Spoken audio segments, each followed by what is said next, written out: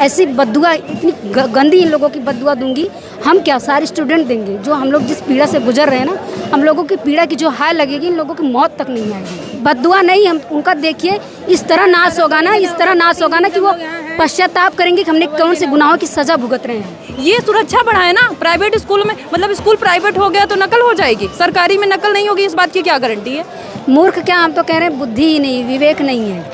ऐसे व्यक्ति को तो शासन प्रशासन किसी जगह बैठने की जगह ही नहीं देनी चाहिए, उतार के लात मार के फेंकना चाहिए। टक्कल उनका खत्म हो गया ना, बाल झड़ गए हैं उनको। हमको लगता है धीरे धीरे कीड़े दिमाग में पड़ गए हैं, उनका दिमाग फेल हो गया है। नहीं, ये तो पर्सनल अटैक है। भगवान सबको नेत्र देते हैं ना, वो नेत्र होने के बावजूद भी अंधे हो गए हैं। उनको तो लगता है कि भगवान उनको कम मौत दे दे। मुझे तो यही लगता है उनको मौत जल्दी आएगी। आप एक एग्जाम नहीं करा पा रहे, सर मानी चाहिए आपको, डूब मरना चाहिए, चुल्लू भर पानी में नाक रगड़ के मर जाना चाहिए। अध्यक्ष महोदय को और हमारे योगी आदित्यनाथ जी को तो उनका लगता है ना मस्तिष्क छीड़ हो गया है। जैसे नहीं, उम्र के बढ़ते बढ़ते इंसान की बुद्धि भ्रष्ट होने लगती है ना, उनका दिमाग क्षतिग्रस्त हो गया है। आप खाक करेंगे, आपके पास दिमाग है? आपको इतना नहीं आइडिया कि शासन प्रशासन कैसे चला जाता है, जिम्मेदारी का मतलब क्या होता है। आपकी कार्यशैली इतनी घटिया है। आप सीएम हैं, आप फालतू बात करते हैं, भड़काऊ शब्द बोलते हैं, आप ऐसे ऐसे लफ्जों का यूज़ करते हैं। आप कहते हैं बटेंगे कटेंगे फलाना ढकाना, समझ नहीं आता आपको क्या बोलना चाहिए। आप प्रदेश के संचालक हैं। ये बहुत सारे छात्र इधर अलग अलग तरह से खड़े हुए हैं और जो है सुबह से ही जब से हम आए देख रहे हैं कि प्रोटेस्ट जारी है। कुछ छात्राएं हैं, उनसे भी बातचीत करेंगे। पीछे देखिए, यहाँ पे कुछ छात्राएं हैं, उनसे बातचीत करेंगे।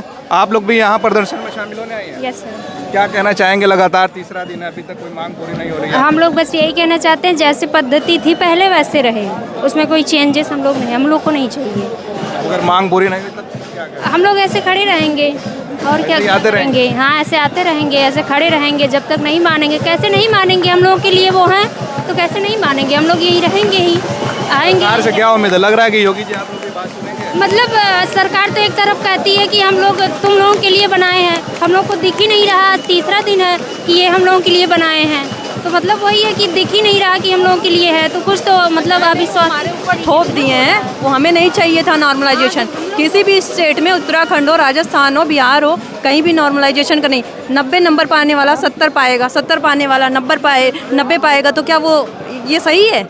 ये विधानमंडल ऐसा नहीं होता था जी। नहीं, ये नहीं करा पा रहे हैं, ये 75 जिलों में नहीं करा पा रहे हैं, हमारे ऊपर थोप रहे हैं कि हम लोग प्राइवेट में नहीं करा सकते, नकल हो जाएगी।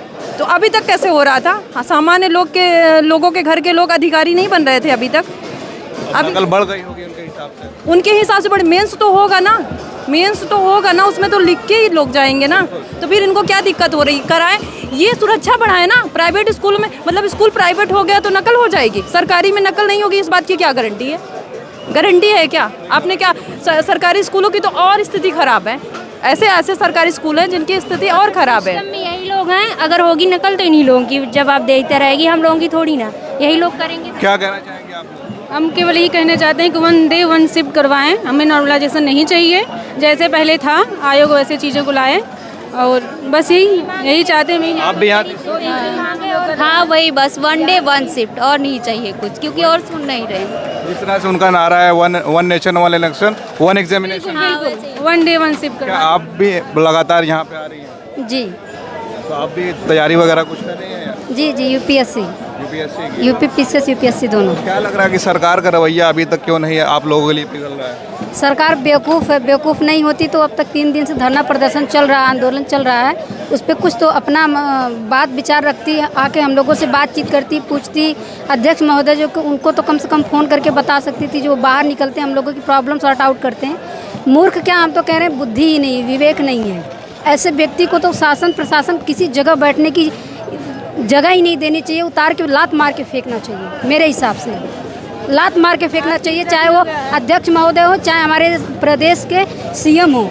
उनको इतना नहीं समझ है, उनका लगता है ना मस्तिष्क छीड़ हो गया है। जैसे नहीं, उम्र के बढ़ते बढ़ते इंसान की बुद्धि भ्रष्ट होने लगती है ना, उनका दिमाग क्षतिग्रस्त हो गया है। उनको अब दवा की ज़रूरत है। चाहे हमारे उत्तर प्रदेश के चाहे लोक सेवा अध्यक्ष हों, और चाहे हमारे प्रदेश के सीएम हों, सबके सब मूर्ख हैं। जैसे नहीं कहता कि भेड़ बैल बकरी की तरह वो लोग हैं, उन लोगों के पास दिमाग नहीं है, मस्तिष्क फेल हो गया।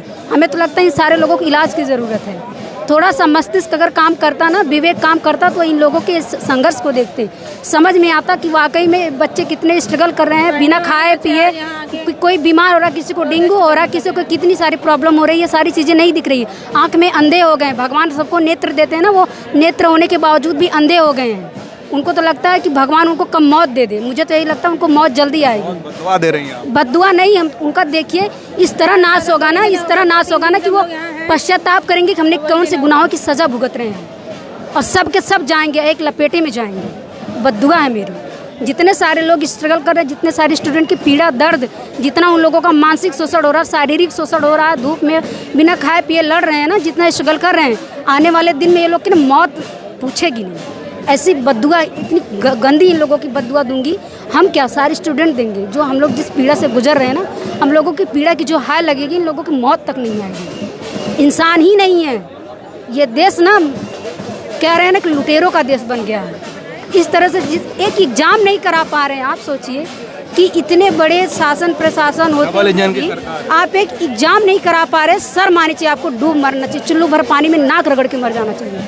अध्यक्ष महोदय को और हमारे योगी आदित्यनाथ जी को टक्कल उनका ख़त्म हो गया ना, बाल झड़ गए हैं उनको। हमको लगता है धीरे धीरे कीड़े दिमाग में पड़ गए हैं, उनका दिमाग फेल हो गया है। ये तो पर्सनल अटैक आप पर्सनल नहीं कह रहे हैं, ये सबके जो भड़ास है ना, वो स्टूडेंट की भड़ास कोई निकाल नहीं पा रहा है। आप समझ लीजिए, जो स्ट्रगल बच्चे कर रहे हैं ना, उनको समझ ही नहीं आ रहा। अगर उनको थोड़ा सा इतरत्ती मात्र भी समझ होता ना, अब तक तो आप ही लोगों ने देकर भेजा होगा ना वोट दोबारा। वही पश्चाताप होता है कि हम, गलती उनकी भी नहीं है, गलती तो हमारी है ना। उन्हें वहाँ तक पहुँचाने वाले हम सारे लोग हैं, और आज हम ही लोगों के पीछे में लुक्की घुसा रहे हैं बदतमीज कहीं। उनको तो इतनी नहीं समझदारी है कि सारे लोगों की जो स्ट्रगल है वो कैसे, बच्चे हैं इतना। अब बताइए, साल भर से आप टाले जा रहे हो एग्ज़ाम, आपको इतना नहीं समझ में आता कि आपको एग्ज़ाम कैसे कंडक्ट करवाना चाहिए। आपको पास दिमाग नहीं है, आप प्रशासन में बैठे हो, आप एक पद को संभाल नहीं पा रहे हो, आपको एक डिसीजन नहीं लेने आ रहा है। बताइए, आप रूल की बात करते हो, आप एक स्टूडेंट के हक की बात नहीं कर पाते, उनके अधिकारों की बात नहीं कर पाते, उन्हें रोजगार नहीं दे पाते, उनके समस्याओं को नहीं समझ पाते। आप किस लिए बैठे हो? आपको तो उतर जाना चाहिए। आपका रहने का क्या अर्थ है? शासन प्रशासन, आपकी नैतिकता कहाँ चली गई है? स्टूडेंट 3 दिन से मरे पड़े हुए हैं, यहाँ आंदोलन कर रहे हैं, 24 घंटे दिन रात जाग करके अपनी प्रॉब्लम को एक नॉर्मलाइजेशन हटाने की बात कर रहे हैं, जब विज्ञापन में नॉर्मलाइजेशन नहीं था। सुप्रीम कोर्ट ने भी इस बात को नकारा है कि जब जो चीज़ विज्ञापन में नहीं है उसको नहीं फॉलो करनी चाहिए। उसके बावजूद भी आप क्यों कर रहे हैं? आप वजह बता दीजिए, नॉर्मलाइजेशन आप क्यों कर रहे हैं? क्यों 2 शिफ्ट में एग्जाम करना? ऐसी कौन सी प्रॉब्लम आ गई कि आपको 2 शिफ्ट में एग्जाम करवाने की?